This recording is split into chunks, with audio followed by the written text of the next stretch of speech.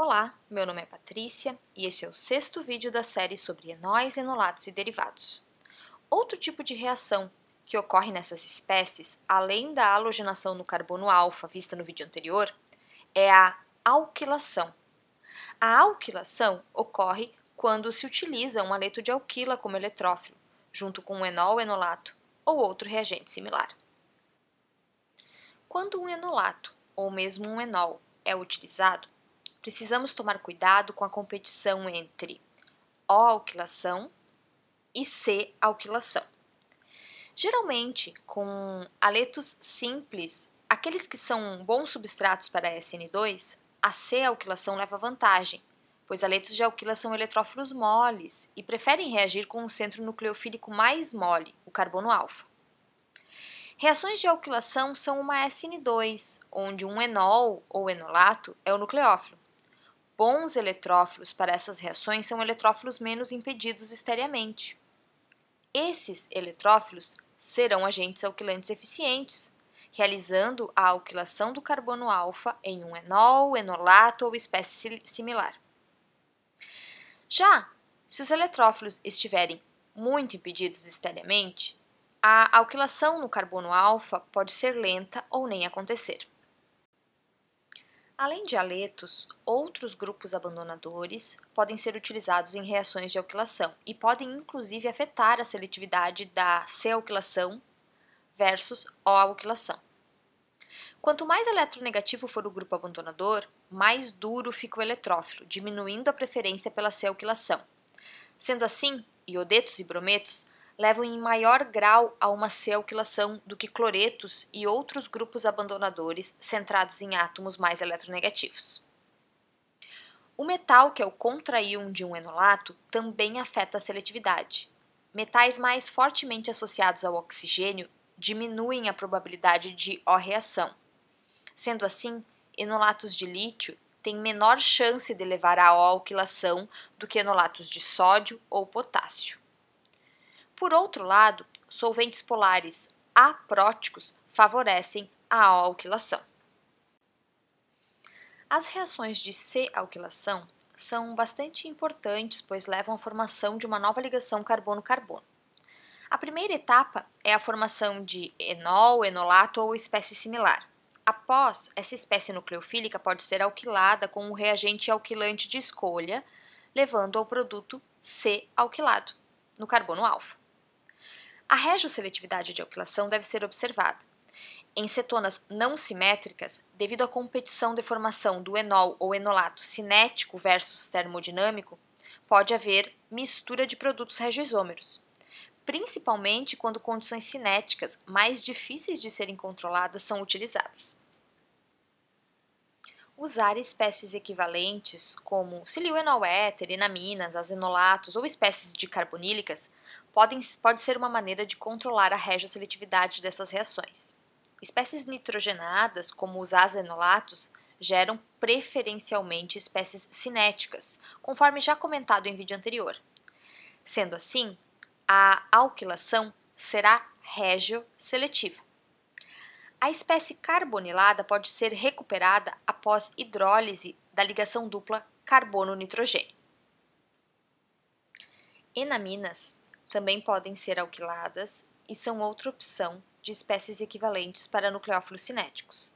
Após formadas no meio e reagidas com um agente alquilante qualquer, podem ser transformadas no composto carbonílico correspondente.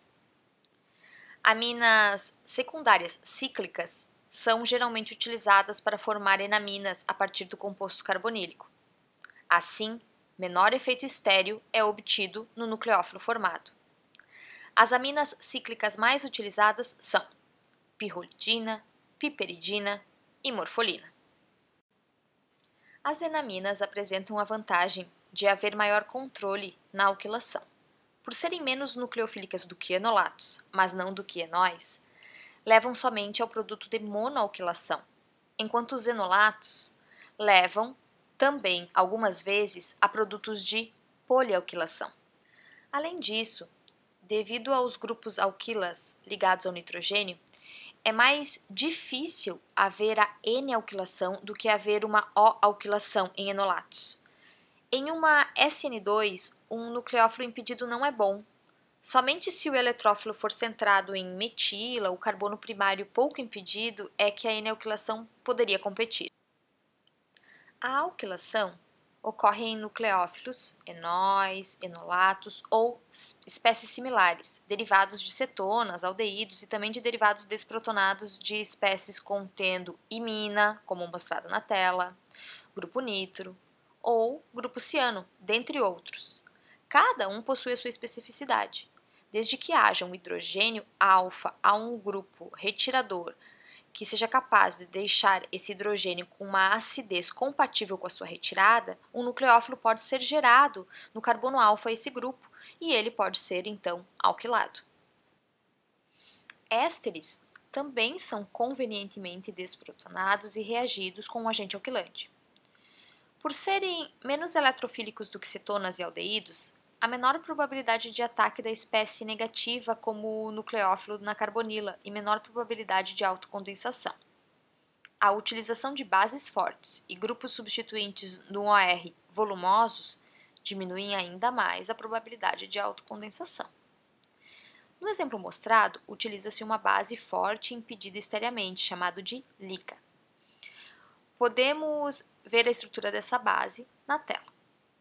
Outro ponto a ser observado é que o substituinte OR, nesse caso uma terc-butila, é bastante volumoso. Utilizando essas condições, há a produção do produto de alquilação, C-alquilação, eficientemente. Em ácidos carboxílicos, o meio básico leva à desprotonação do grupo ácido, ou seja, à produção do carboxilato. Essa espécie é pouco eletrofílica e também retira elétrons com menor intensidade, deixando o hidrogênio alfa menos ácido.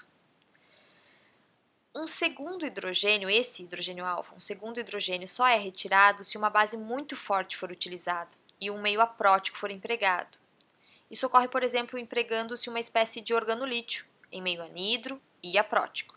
Essa espécie, mesmo quando for pouco impedida, age primariamente como base, na presença do hidrogênio muito ácido do grupo CO2H. Após a retirada desse próton, se a espécie for pequena, até pode ocorrer o ataque ao carboxilato, pois o organometálico é uma espécie muito nucleofílica. Já falamos disso em outro vídeo desse canal. No entanto, espécies um pouquinho maiores, e nem precisa ser muito impedida, podem preferir retirar um segundo próton, principalmente se a dupla formada ficar conjugada com o resto da molécula. Nesse caso, gera-se um diânion. O butil-lítio mostrado na tela nem é uma base muito impedida e já prefere retirar esse segundo próton e agir como base. Após a formação desse diânion, pode então haver a alquilação. A protonação da espécie, levando ao ácido carboxílico novamente a espécie alquilada, só é conseguida após o tratamento final, quando um solvente prótico, geralmente a água, é adicionado ao meio reacional. Compostos 1,3 de carbonílicos também podem ser alquilados e, por possuírem o hidrogênio entre as carbonilas muito mais ácido do que os demais, não há competição entre os sítios de desprotonação, levando sem mistura a um único enolato. Esse enolato pode ser convenientemente alquilado. Bases mais fracas podem ser utilizadas devido à maior acidez desse próton, quando comparado a um hidrogênio alfa de compostos carbonílicos simples. Isso simplifica a metodologia, evitando necessidade de sistemas anidros e apróticos, necessários com bases mais fortes como alquilítio ou LDA. Espécies dicarbonílicas simétricas ou contendo dois grupos funcionais diferentes, como um éster e uma cetona na mesma molécula, são bastante utilizadas. Ao utilizar grupos ésteres, deve-se tomar cuidado com a hidrólise desse grupo. A hidrólise pode ocorrer, por exemplo, em caso de utilização do íon hidróxido como base. Ao utilizar alcóxidos como base, pode também ocorrer a transesterificação. Sendo assim, caso se deseje evitar isso, deve-se utilizar um alcóxido contendo o mesmo grupo alquila que o éster utilizado. Pode ainda ocorrer de bases contendo amidetos levarem à transformação em amidas. A hidrólise do grupo éster pode ser desejável, Após utilizar o dicarbonílico como nucleófilo, o grupo éster pode ser hidrolisado e convenientemente descarboxilado.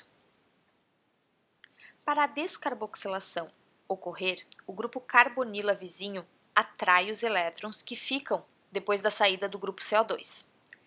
É necessário ter um grupo aceptor de elétrons para ocorrer a descarboxilação. Sem isso, a descarboxilação não ocorre. Ácidos carboxílicos 1,3-dicarbonílicos, por exemplo, descarboxilam diretamente em meio ácido, com transferência intramolecular de próton. Se o grupo carbonila vizinho for uma cetona, como mostrado no exemplo, mais eletrofílica do que um ácido carboxílico, a retirada dos elétrons deixados com a saída do CO2 é favorecida e a reação ocorre em temperatura ambiente ou um pouco acima. Caso a carbonila vizinha seja um ácido carboxílico, por retirar com menor eficiência, um aquecimento deve ser utilizado. Sendo assim, compostos 1,3-dicarbonílicos, contendo pelo menos um éster ou ácido carboxílico, podem gerar um nucleófilo sem regiocompetição e depois podem ser convenientemente descarboxilados.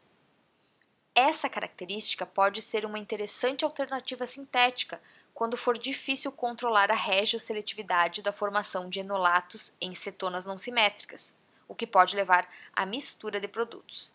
Vejamos um exemplo para entender melhor. Consideremos a seguinte situação: a desprotonação da cetona em condições cinéticas. Como os efeitos de ambos os lados da carbonila são muito similares, é difícil controlar a formação do enolato cinético, e os dois são formados. Sendo assim, uma reação de alquilação nessas condições leva, na verdade, à mistura de produtos. 1,3-dicarbonilados podem ser utilizados como estratégia sintética para não haver esse problema. Deve-se prestar atenção em alguns pontos já esclarecidos anteriormente. Por exemplo, um sistema básico mais fraco e mais fácil de usar pode ser empregado, pois o hidrogênio entre as duas carbonilas é bem mais ácido. Um cuidado a ser observado é a utilização de um grupo OR na base igual ao OR do éster para evitar transesterificação. E também evitar usar bases contendo OH- para evitar hidrólise ao ácido carboxílico nesse momento, se não se desejar. Mesmo assim, quase sempre é melhor utilizar um éster, pois esse grupo facilita a etapa de desprotonação, evitando a formação do carboxilato e a necessidade de utilizar dois equivalentes de uma base forte. Isso aconteceria se utilizássemos um ácido carboxílico. A partir dessas observações, o sistema 1,3-dicarbonílico pode ser convenientemente aplicado na alquilação, por exemplo. Ao final, pode ser descarboxilado, levando a um único produto. Vejamos um exemplo. O composto dicarbonílico contendo um éster e uma cetona é desprotonado com uma base relativamente fraca, o etóxido de sódio. O enolato gerado é alquilado. Como somente um enolato foi gerado, somente um produto de alquilação foi obtido. Após essa etapa, é só realizar a hidrólise do éster. Isso pode ser realizado em meio básico mesmo, adicionando água, porque precisa-se de meio aquoso. Ou já diretamente em meio ácido após, então, a correção do pH.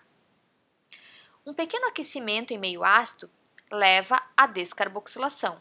Ao final, tem-se um produto único de alquilação, como se tivéssemos utilizado um enolato derivado da cetona, mas sem a mistura toda gerada. Mais etapas foram necessárias, mas somente um produto foi obtido, melhorando a eficiência da síntese. Bem, nesse vídeo vimos boas alternativas sintéticas para a alquilação de enóis, enolatos e derivados. Até o próximo vídeo dessa série e bons estudos!